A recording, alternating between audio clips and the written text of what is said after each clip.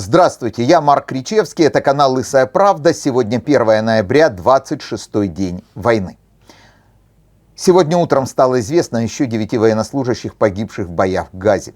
Таким образом, уже 11 наших бойцов пали в этой войне. Светлая им память. Тем временем вчера глава Совета нацбезопасности Цахи Анегби сообщил, что Израиль не видит в ближайшем будущем возможности заключить сделку с Хамасом по обмену заложников.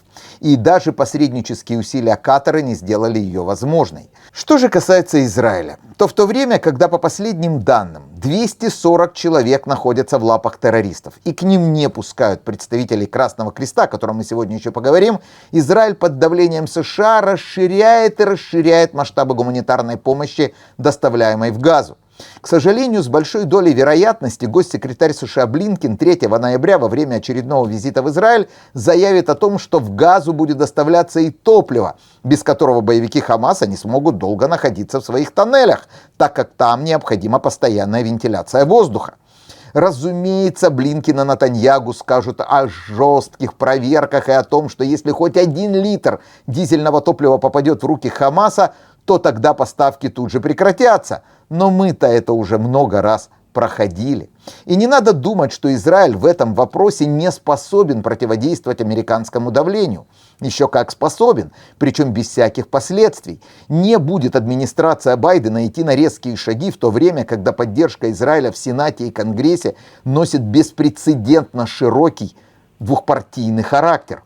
Израильские политики должны честно сказать: мы не умеем держать удар. И каждый доставленный в Газу литр топлива будет обогрен кровью наших героических бойцов.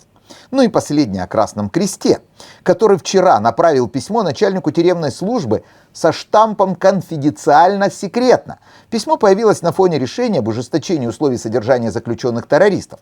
Красный Крест напомнил об обязательстве Израиля обеспечить полный доступ ко всем объектам, где содержатся террористы, в соответствии с Женевской конвенцией. Опять это Женевская конвенция. Предоставление доступа к Красному Кресту является не только юридическим обязательством, но и может успокоить растущую напряженность внутри и вне тюрем, отмечается в сообщении. Начальник управления тюрем Кэти Перри получила письмо и направила ответ в организацию. Я высоко ценю возможности и влияние Красного Креста на международной арене, а также последовательность, которой вы требуете доступа и информации в отношении каждого, кто находится в опасности. Я уверена, что вы сделаете все возможное, чтобы установить прямой контакт со всеми похищенными в Газе гражданами и солдатами, которые находятся в неизвестном месте, и что вы соберете информацию, доказательства того, что они живы, что они здоровы, для обеспокоенных семей, которые сейчас живут в худшем из всех кошмаров. Другими словами, мы не позволим вам посетить заключенных, пока не получим через вас информацию о наших заложниках в Газе.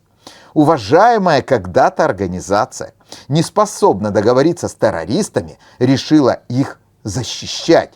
Впрочем, можно ли здесь удивляться?